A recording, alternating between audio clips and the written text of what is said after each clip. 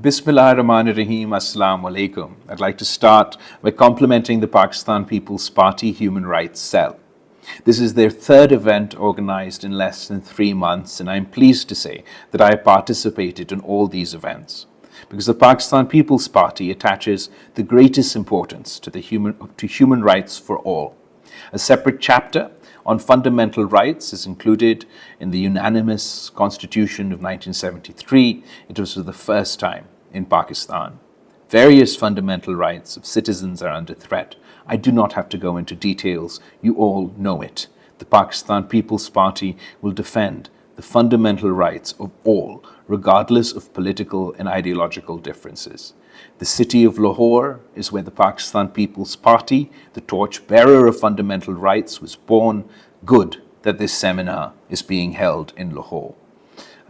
I urge the Pakistan People's Party Human Rights Cell to hold similar seminars on human rights issues in all provinces at the divisional and district levels to create awareness. Talk with the people from all walks of life, with the media, with bar associations, the intelligentsia, academia, students, civil society, indeed everyone. Make suggestions for the Pakistan People's Party manifesto for February 2024's elections. Indeed, we have to have a charter of human rights like the Charter of Democracy. I urge all political parties to give a thought to it. There are many human rights issues we need to talk about publicly and raise awareness about to find a way forward, such as enforced disappearances, forced conversions, women's rights, transgender rights, the murder of journalists in the line of duty, and the right to a fair trial are some of such issues that need to be addressed. The first step is to have a government that has the genuine mandate of the people of Pakistan, and therefore the Pakistan People's Party is demanding fair and free elections with a level playing field.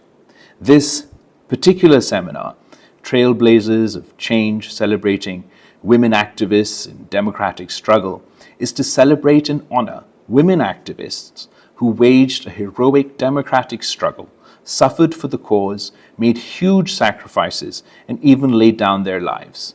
They are the true heroines of this country, and we salute them.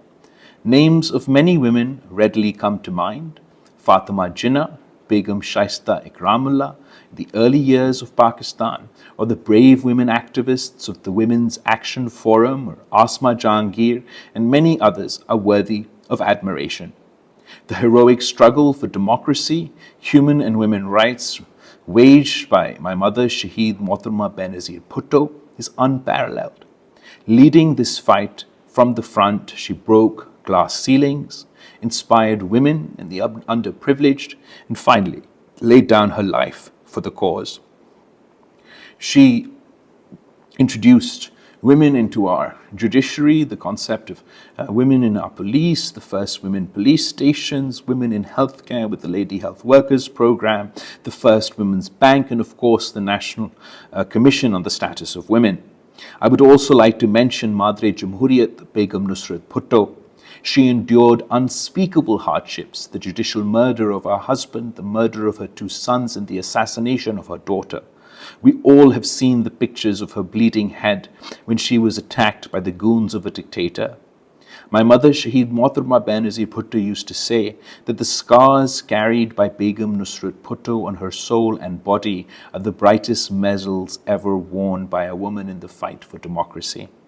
The Pakistan People's Party's women have been in the forefront of democratic struggle.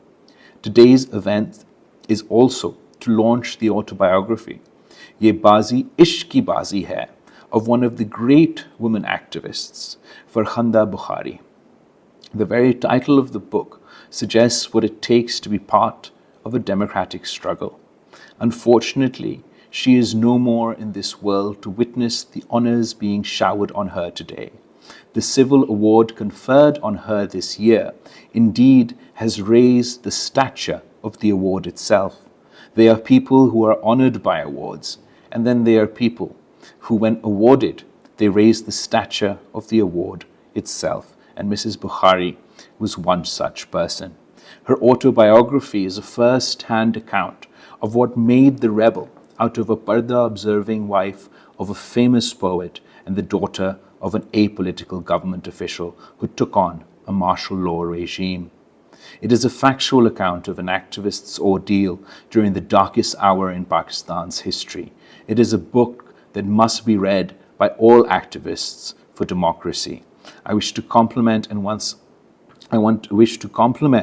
once again her daughter, Barrister Maksuma Bukhari, for keeping the mission of her mother close to her heart. And I thank the Pakistan People's Party Human Rights Cell once again.